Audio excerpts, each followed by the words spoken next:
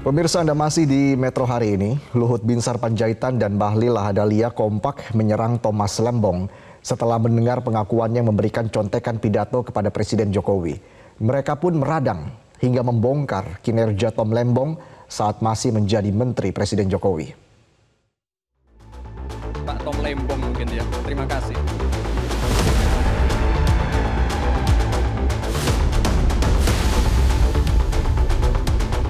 Menko Kemaritiman dan Investasi Luhut Binsar Panjaitan dan Kepala Badan Koordinasi Penanaman Modal Bahlil Lahadalia panas dengan pengakuan Thomas Lembong yang mengungkit sering membuat contekan pidato untuk Presiden Joko Widodo selama 7 tahun. Luhut pun menyerang Thomas Lembong dengan membongkar kinerjanya saat masih menjadi pembantu Presiden.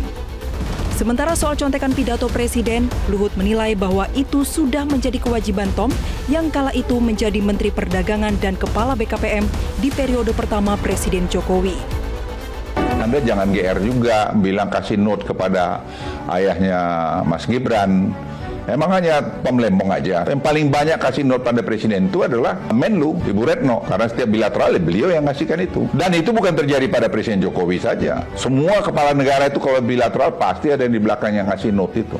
Apakah karena Anda hebat melakukan itu? Tidak, itu tugas Anda sebagai pembantu Presiden, sebagai Menteri Perdagangan waktu itu, sebagai Kepala BKPM.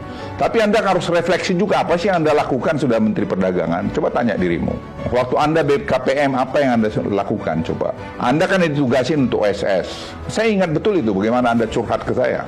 Tapi itu kan sampai Anda meninggalkan kabinet tidak pernah selesai. Sekarang kami yang menyelesaikan itu. Online single submission itu yang sudah digadang-gadang bakal selesai begini, begono dan segala macam itu. Jadi saya hanya ingin sampaikan, kita sudahlah. Kalau sudah selesai masa kita sudah semua ada waktunya. Tidak perlu kita ceritakan kita yang paling bagus. Karena kita itu terjadi semua, tidak.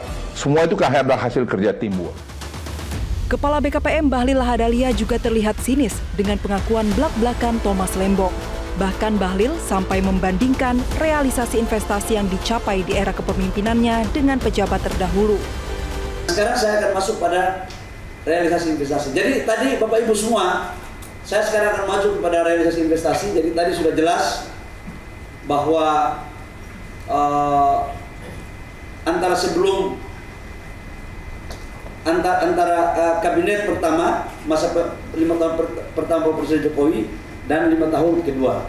Jadi menurut saya di Kementerian Investasi ini siapapun besok ke depan yang memimpin, kalau hanya pidato-pidato, saya pikir dipikirkan lagi lah. Karena yang dibutuhkan di sini adalah eksekusi. Dan menurut saya sebagai etika birokrat, nah kita bicara etika birokrat ini, yang namanya mantan menteri, namanya mantan pembantu presiden, ya tugasnya memang melayani presiden. Mau buat apa saja ya terserah dia.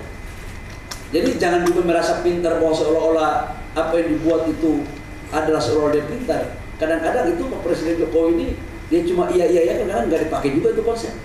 Gitu. Cuman ada yang merasa lebih pintar aja, padahal nggak pintar-pintar banget juga. Gitu.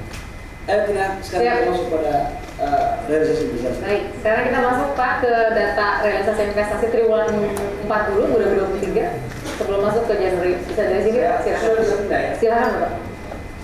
Sekali lagi ya, itulah perbedaan antara pimpinan BKPM yang tamatan Harvard dengan tamatan Stanford Mumbai. Pengakuan Tom Lembong soal contekan pidato Presiden itu sebenarnya untuk menjawab sentilan Cawapres 02 Gibran Rakabuming Raka dalam debat Cawapres 21 Januari lalu. Seolah rindu, Gibran bolak-balik menyebut nama Thomas Lembong saat menanggapi jawaban Cawapres 01 Muhaimin Iskandar. Menurunkan inflasi, menurunkan Gini rasio, meningkatkan peluang kerja, menumbuhkan titik pertumbuhan ekonomi baru. Itu tadi kan udah saya jawab, Gus. Mungkin Gus Muhaimin juga tidak paham dengan pertanyaan yang diberikan ke saya. Mungkin itu kan dapat contekan itu dari Pak Tom Lembong mungkin ya. Terima kasih. Tesla itu pakai nikel, Pak. Dan kita sekarang, Indonesia itu adalah negara yang punya cadangan nikel terbesar sedunia. Ini kekuatan kita, ini bargaining kita. Jangan malah membahas LFP. Itu sama saja mempromosikan produknya China, Pak. Saya nggak tahu ya, Pak Tom Lembong dan tim sesnya sering nggak diskusi dengan cawapresnya. Masa cawapresnya nggak paham? Aneh loh. Saya jelaskan sekali lagi, lithium ferrofosfat itu adalah alternatif dari nikel. Intinya ada negara yang nggak mau pakai nikel. Nah, itu loh Gus yang saya maksud. Apakah Gus Muhaimin juga anti nikel? Baik, Seperti Pak waktunya Tom habis. Lembong. Terima kasih. Tim Liputan Metro TV. Jelajahi cara baru mendapatkan informasi. Download Metro TV Extend sekarang.